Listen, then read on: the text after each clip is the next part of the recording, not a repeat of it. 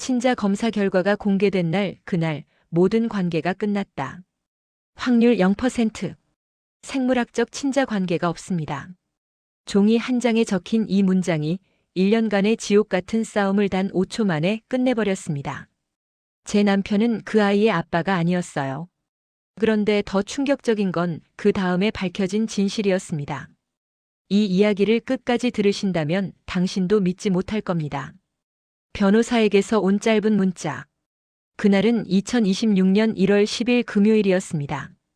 정확히 기억해요. 왜냐하면 그날이 제 인생이 완전히 바뀐 날이거든요. 오전 10시 32분. 핸드폰에 문자 알림이 떴습니다. 김소연 변호사님이었어요.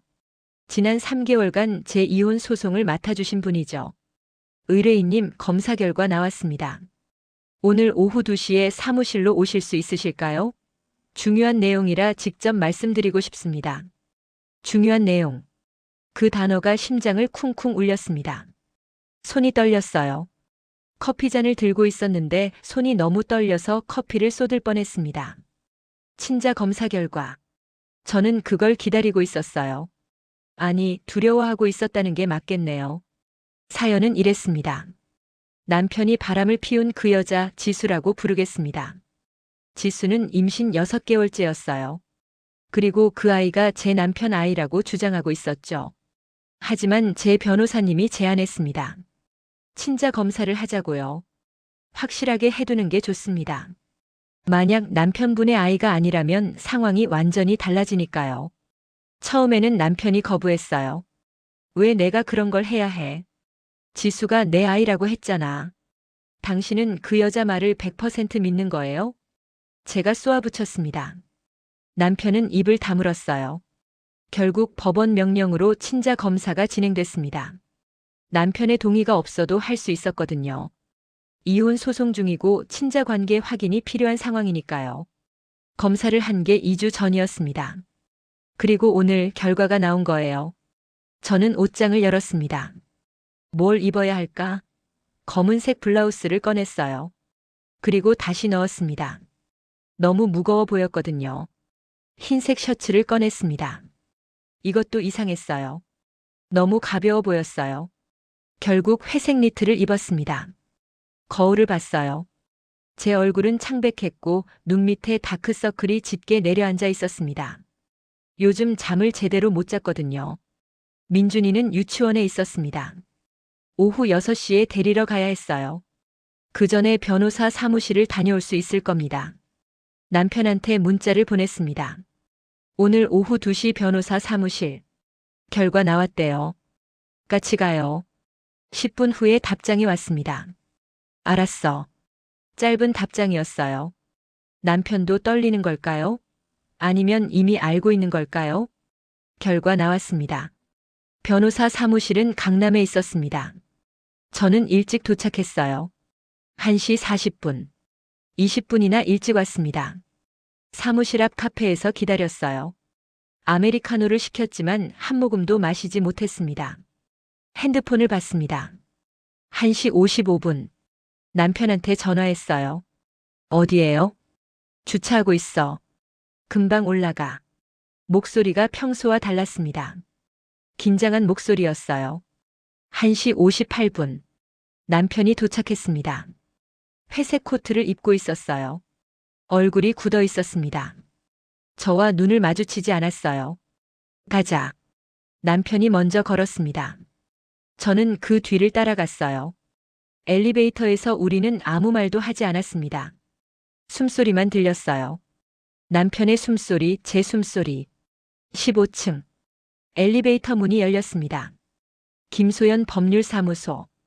익숙한 간판이 보였어요. 접수대의 직원이 우리를 알아봤습니다. 오셨어요? 변호사님이 기다리고 계세요. 안쪽 상담실로 들어가시면 됩니다. 우리는 상담실로 들어갔습니다.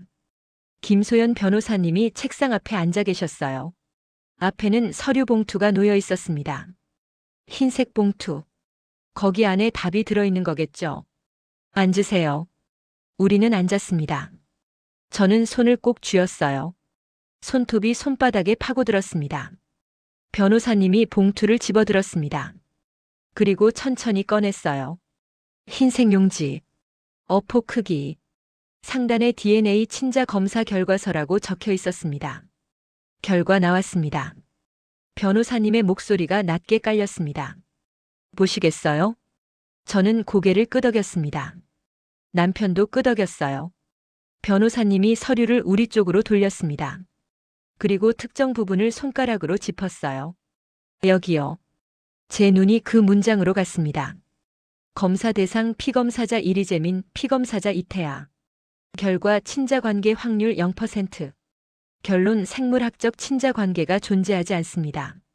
0%. 그 숫자가 눈에 박혔습니다. 종이 한 장 앞에서 멈춘 숨. 시간이 멈췄습니다. 아니, 제가 멈춘 거였어요. 숨을 쉬는 것도 잊었습니다. 심장 박동 소리만 귓가에서 쿵쿵 울렸어요. 0%. 친자 관계 없음. 남편이 그 아이의 아빠가 아니에요. 옆에서 남편이 숨을 헐떡이는 소리가 들렸습니다. 고개를 돌려봤어요. 남편의 얼굴이 새하얗게 질려 있었습니다. 입이 반쯤 벌어져 있었어요. 이게 무슨... 남편이 중얼거렸습니다. 목소리가 떨렸어요. 확실한 건가요? 제가 변호사님께 물었습니다. 네. 국립과학수사연구원에서 실시한 검사입니다. 오차 범위는 0.001% 미만이에요. 사실상 확실하다고 보시면 됩니다. 변호사님이 차분하게 설명했습니다. 태아의 양수 검사를 통해 DNA를 채취했고 남편분의 DNA와 대조한 결과입니다. 친자 관계가 아니에요. 남편이 서류를 집어들었습니다. 손이 떨려서 서류가 바들바들 떨렸어요.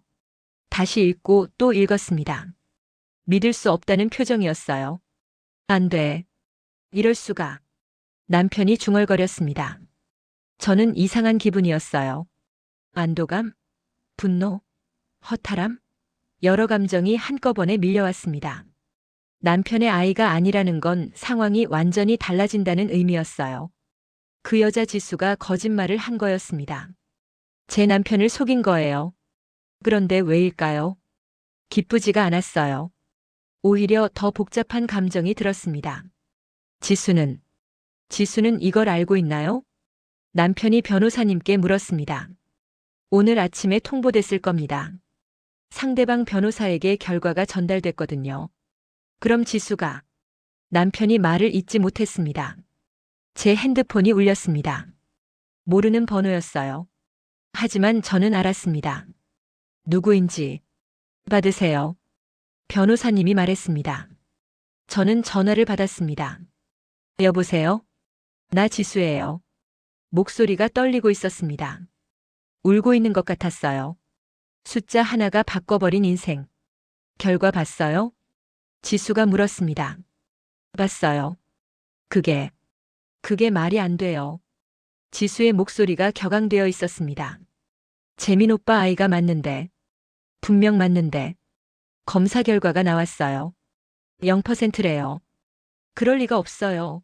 나는 오빠 말고는 다른 남자 만난 적 없어요. 지수가 소리쳤습니다. 전화기 너머로 울음소리가 들렸어요. 검사가 잘못된 거예요.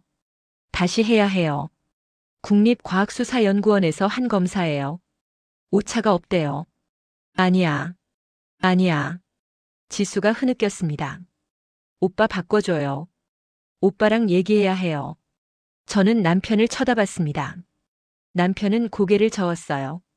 전화를 받고 싶지 않다는 표정이었습니다. 지금은 안 될 것 같아요. 바꿔줘요. 제발. 지수가 울부짖었습니다. 오빠, 나야. 지수야. 이거 뭔가 잘못된 거야. 오빠 아이 맞아. 저는 전화를 끊었습니다. 손이 떨렸어요. 변호사님이 말했습니다. 이제 상황이 완전히 달라졌습니다. 어떻게요? 남편분이 그 아이의 생물학적 아버지가 아니라는 게 확인됐어요.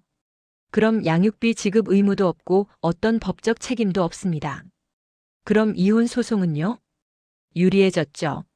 남편분이 불륜을 저질렀지만 상대방 여성이 남편을 속인 정황이 있습니다. 이건 남편에게도 피해자의 측면이 있다는 걸 의미해요. 피해자. 남편이 피해자라고요? 하지만 불륜은 불륜이에요. 제가 말했습니다. 네, 맞습니다. 유책 배우자인 건 변함없어요. 하지만 정도의 문제죠. 위자료나 재산 분할에서 조금 더 유리하게 협상할 수 있을 겁니다. 남편이 고개를 들었습니다. 나도 속은 거잖아. 지수가 나를 속인 거야. 맞아요. 당신도 속았죠. 그런데 그게 뭐가 달라져요? 제가 쏘아붙였습니다. 당신이 바람을 피운 건 사실이잖아요. 1년 동안 다른 여자를 만난 것도 사실이고요. 남편이 입을 다물었습니다. 그 여자가 임신했다고 했을 때 당신은 믿었잖아요. 의심도 안 했어요. 그리고 책임지겠다고 했죠. 그건 뭐예요? 그 아이가 당신 아이라고 생각했으니까 책임지겠다고 한 거 아니에요? 그럼 만약 당신 아이가 맞았으면 어쩔 뻔했어요? 남편이 대답하지 못했습니다. 변호사님이 우리 사이에 끼어들었습니다. 두 분 진정하세요. 지금은 냉정하게 판단해야 할 때입니다. 냉정하게요? 제가 되물었습니다. 네. 이 결과를 어떻게 활용할지 결정해야 해요. 남편의 얼굴이 처음으로 무너졌다. 그날 저녁 우리는 집으로 돌아왔습니다. 민준이를 유치원에서 데려왔어요. 아이는 아무것도 모르는 얼굴로 웃고 있었습니다. 엄마, 오늘 친구랑 놀이터에서 놀았어. 그래? 재밌었어? 응. 그네 타고 미끄럼틀도 탔어. 아이의 순수한 미소를 보니 가슴이 아팠습니다. 이 아이는 자기 부모가 무슨 일을 겪고 있는지 전혀 모르죠. 저녁을 먹였습니다. 남편은 식탁에 앉아 있었지만 숟가락을 들지 않았어요. 멍하니 벽만 바라보고 있었습니다. 밥 먹어요. 제가 말했습니다. 응. 남편이 기계적으로 숟가락을 들었습니다. 하지만 밥을 입에 넣지는 않았어요. 민준이를 재운 후 우리는 거실에 마주 앉았습니다. 얘기해요. 제가 먼저 입을 열었습니다. 뭘? 전부 다요. 지수를 어떻게 만났는지, 왜 만났는지, 무슨 일이 있었는지. 남편이 깊은 한숨을 쉬었습니다. 회사에서 만났어. 같은 팀은 아니었고 다른 부서 직원이었어. 언제부터요? 2023년 11월. 2년도 더 전이었어요. 제가 알고 있던 것보다 훨씬 오래됐습니다. 처음에는 그냥 회식 자리에서 얘기하다가 연락처를 교환했어. 그리고 가끔 점심 같이 먹고 그랬지. 그게 어떻게 불륜으로 이어진 거예요? 모르겠어. 그냥 편했어. 편했다고요? 지수는 내 얘기를 잘 들어줬어. 회사 일로 힘들 때, 집에서 힘들 때. 집에서 힘들었다고요? 제 목소리가 올라갔습니다. 무슨 일로 힘들었는데요? 내가 뭘 잘못했는데요? 잘못한 건 아니야. 그냥 우리가 소원해진 것 같았어. 당신은 항상 민준이한테만 신경 썼고 나는 그냥 돈 벌어다 주는 사람 같았어. 돈 벌어다 주는 사람? 당신이 나한테 관심 없었잖아. 언제 들어오는지 뭐 하는지. 그건 당신을 믿었으니까요. 제가 소리쳤습니다. 믿었으니까 간섭 안 한 거예요. 당신이 알아서 잘하리라고 믿었던 거라고요. 남편이 고개를 떨궜습니다. 미안해. 미안하다고 다해요? 2년 넘게 바람을 피우고 미안하다고요? 나도 힘들었어. 남편의 목소리가 떨렸습니다. 지수가 임신했다고 했을 때 나는 정말 내 아이라고 생각했어. 의심할 이유가 없었거든. 지수가 나를 사랑한다고 했고 나도 지수한테 마음이 있었으니까. 마음이 있었다. 남편이 다른 여자를 사랑했다는 말이었어요. 그런데 이제 알았어. 지수가 나를 속인 거야. 아이가 내 아이가 아닌데 내 아이라고 거짓말한 거야. 남편의 눈에 눈물이 고였습니다. 왜 나한테 이런 일이 생긴 거야? 나는 그냥. 남편이 얼굴을 손으로 가렸습니다. 어깨가 떨렸어요. 울고 있었습니다. 제 남편이 우는 모습을 본 게 얼마만일까요? 결혼 후 처음이었던 것 같아요. 하지만 저는 동정심이 들지 않았습니다. 오히려 화가 났어요. 지금 당신이 피해자인 것처럼 우는 거예요? 나도 속았잖아. 당신이 바람을 피우지 않았으면 애초에 이런 일도 없었어요. 제 목소리가 방 안을 울렸습니다. 불륜녀의 확신 그리고 균열. 다음 날 지수한테서 전화가 또 왔습니다. 이번에는 제가 받지 않았어요. 남편한테도 전화가 왔습니다. 남편도 받지 않았어요. 문자가 왔습니다. 오빠, 나 지수야. 제발 전화 좀 받아줘. 나 정말 억울해. 검사가 잘못된 거야. 다시 해야 해. 오빠 아이 맞아. 나는 오빠 말고는 다른 남자 없었어. 제발 믿어줘. 또 문자가 왔습니다. 왜 전화 안 받아? 나 지금 너무 힘들어. 뱃속에 아기 있는데 이렇게 혼자 있으면 어떡해. 오빠가 책임져야지. 오빠 아이라고. 계속 문자가 왔습니다. 10통, 20통, 30통. 검사 다시 하자. 제발. 나 거짓말 안 해. 진짜야. 오빠만 믿었는데 오빠까지 나를 버리면 어떡해. 나 죽고 싶어. 진짜 죽고 싶어. 마지막 문자를 보고 남편의 얼굴이 굳었습니다. 전화해야 되는 거 아니야? 남편이 저를 쳐다봤습니다. 왜요? 죽고 싶다는데. 그게 당신 책임이에요? 그래도 당신 아이가 아니잖아요. 검사 결과 나왔잖아요. 그래도 지수가 혼자가 아니에요. 진짜 아빠가 있겠죠. 남편이 말을 잇지 못했습니다. 1시간 후 지수한테서 또 전화가 왔습니다. 이번에는 남편이 받았어요. 여보세요. 오빠. 지수의 목소리가 흐느끼고 있었습니다. 나 정말 억울해. 검사가 잘못된 거야. 지수야, 국립과학수사연구원에서 한 검사야. 틀릴 리가 없어. 아니야.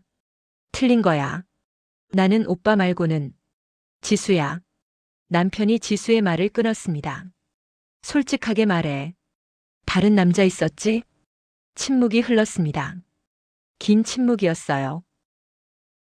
없어. 지수가 작은 목소리로 말했습니다. 진짜 없어? 응. 진짜. 그럼 검사 결과는 어떻게 설명할 거야? 그건 나도 모르겠어. 검사가 잘못된 거겠지. 지수야, 그럴 확률이 0.001%야. 사실상 불가능해. 그럼 나는 그 0.001%에 해당하는 거야. 지수가 소리쳤습니다. 오빠, 제발 나 좀 믿어줘. 나는 오빠만 사랑했어. 다른 남자 생각도 안 해봤어. 남편이 한숨을 쉬었습니다. 지수야, 나도 헷갈려. 뭐가 진실인지. 진실은 오빠 아이라는 거야. 이게 진실이야. 그럼 다시 검사하자. 출산하고 나서. 뭐? 출산하고 나서 다시 친자 검사하자. 그럼 확실해질 거 아니야. 지수가 대답하지 않았습니다. 왜 대답 안 해? 다시 하면 뭐 해? 또 같은 결과 나올 텐데. 같은 결과? 응. 검사 기계가 잘못된 거면 다시 해도 같은 결과 나오겠지. 이상했습니다. 지수의 대답이 이상했어요. 만약 정말 남편 아이가 맞다면 다시 검사하자는 제안에 바로 동의해야 정상 아닌가요? 그런데 지수는 거부하고 있었어요. 법적으로 정해진 아버지.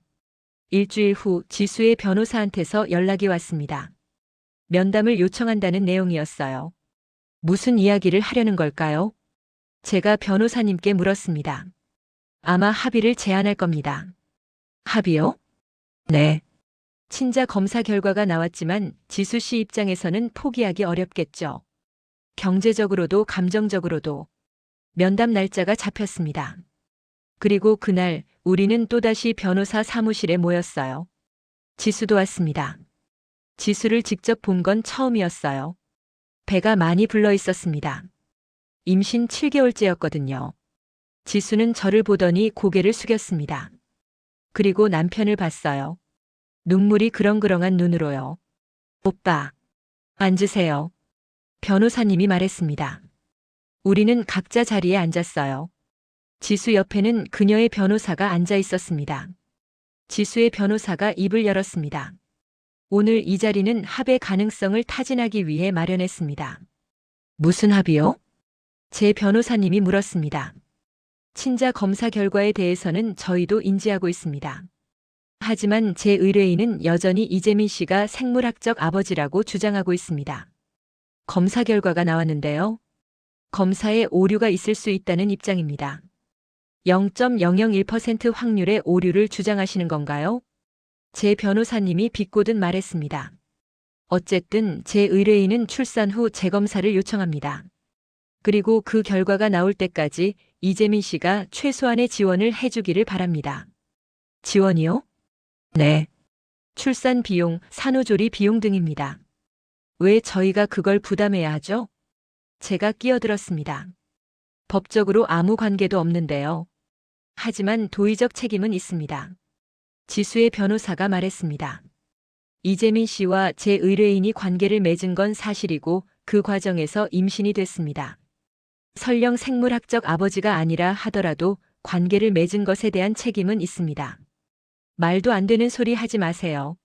제 변호사님이 단호하게 말했습니다.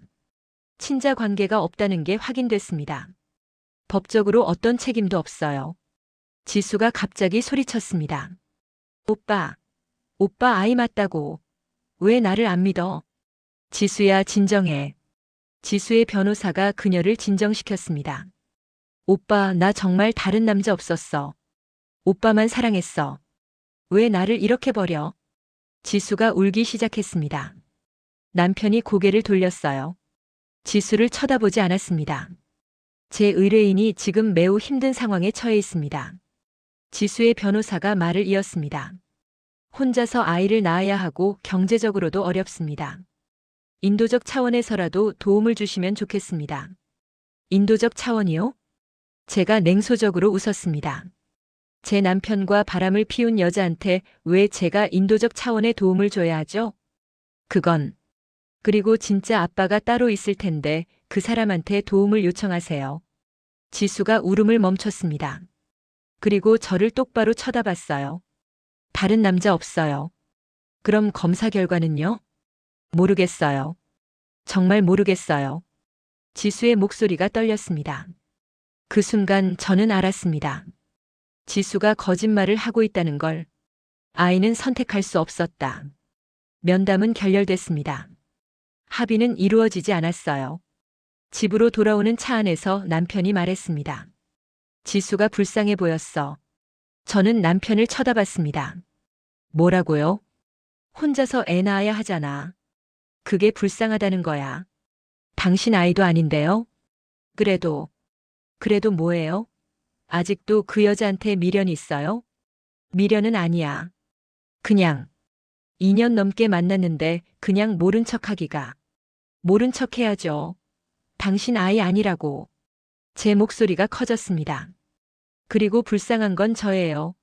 남편이 바람을 피워서 가정이 무너진 저라고요. 남편이 입을 다물었습니다. 2주 후 지수가 출산했다는 소식을 들었습니다. 아들이었대요. 건강하게 태어났다고요. 그리고 지수는 다시 친자 검사를 요청했습니다. 이번에는 태어난 아이의 DNA로요. 법원 명령으로 다시 검사가 진행됐습니다. 남편은 병원에 가서 체열을 했어요. 아기도 체열을 했고요. 또다시 2주를 기다렸습니다. 그리고 결과가 나왔어요. 친자관계 확률 0%. 생물학적 친자관계가 존재하지 않습니다. 똑같은 결과였습니다. 이번에는 지수도 더 이상 부정하지 못했어요. 두 번의 검사 모두 같은 결과가 나왔으니까요. 그리고 마침내 진실이 밝혀졌습니다. 지수한테 다른 남자가 있었어요. 지수의 전 남자친구였습니다. 지수는 제 남편을 만나면서도 전 남자친구와도 계속 관계를 유지하고 있었던 거예요. 그리고 아이의 진짜 아빠는 그 전 남자친구였습니다. 세 번째 친자 검사가 진행됐고 이번에는 확률 99.99%가 나왔습니다. 생물학적 아버지가 맞다는 결과였어요. 지수는 모든 걸 인정했습니다. 자기가 두 남자를 동시에 만났다는 것, 아이 아빠가 누군지 확신하지 못했다는 것, 그래서 경제적으로 더 안정적인 제 남편을 아이 아빠라고 주장한 것. 남편은 충격을 받았습니다. 완전히 속은 거였거든요. 나를 이용한 거야? 남편이 중얼거렸습니다. 지수가 나를 이용한 거야. 돈 때문에. 저는 대답하지 않았어요. 뭐라고 말해야 할지 몰랐습니다. 아내가 마지막으로 내린 결론. 모든 진실이 밝혀진 후 이혼 소송은 빠르게 진행됐습니다. 남편은 유책 배우자였지만 동시에 피해자이기도 했어요. 2년 넘게 다른 여자한테 속아 넘어간 거니까요. 법원은 이혼을 인용했습니다. 위자료는 제가 요구한 금액의 70% 정도로 결정됐어요. 재산 분할은 6대 4로 제가 더 많이 가져갔고요. 민준이의 친권은 당연히 제가 가졌습니다. 양육비는 월 150만 원으로 결정됐어요. 이혼이 확정된 날 저는 법원 앞에 서 있었습니다. 손에는 이혼 확정 판결문이 들려 있었어요. 남편이 옆에 서 있었습니다. 미안해. 남편이 말했습니다. 이제 와서 미안하다고 해서 뭐가 달라져요? 알아. 그래도 말하고 싶었어. 저는 남편을 쳐다봤습니다. 이 사람과 10년을 함께 살았어요. 사랑했고 아이도 낳았고 가정을 꾸렸죠. 그런데 이제 남남이 됐습니다. 종이 한 장 때문에. 민준이 잘 키워. 남편이 말했습니다. 당신이 신경 쓸 일 아니에요. 그래도 내 아들인데. 양육비나 제때 보내요. 저는 돌아섰습니다. 더 이상 할 말이 없었어요. 집으로 돌아왔습니다. 민준이가 그림을 그리고 있었어요. 엄마 이거 봐. 뭐 그렸어? 우리 가족, 엄마랑 나. 그림에는 두 사람만 그려져 있었습니다. 엄마와 민준이. 아빠는 없었어요. 아빠는요? 제가 물었습니다. 아빠는 다른 데 있어. 민준이가 말했습니다. 다른데? 응. 선생님이 그랬어. 어떤 가족은 엄마랑 아이만 있대. 그것도 가족이래. 저는 민준이를 안았습니다. 꽉 안았어요. 맞아. 우리도 가족이야. 엄마랑 민준이. 우리 둘이 가족이야. 응. 우리 가족. 민준이가 환하게 웃었습니다. 그날 밤 저는 창밖을 바라봤어요. 달이 떠 있었습니다. 친자 검사 결과 하나가 제 인생을 바꿔놨어요. 0%라는 숫자 하나가 모든 걸 끝냈습니다. 남편과의 관계도 지수와의 전쟁도 모든 게 끝났어요. 이제 저는 혼자입니다. 아니, 민준이와 함께해요. 그리고 알았습니다. 가족이란 게 꼭 엄마, 아빠, 아이로 이루어져야 하는 건 아니라는 걸요. 사랑하는 사람들이 함께 있으면 그게 가족인 거예요. 저와 민준이. 우리 둘이면 충분했습니다. 친자 검사 결과가 공개된 그날 모든 관계가 끝났습니다. 하지만 동시에 새로운 시작이기도 했어요. 제 인생의 새로운 시작이요.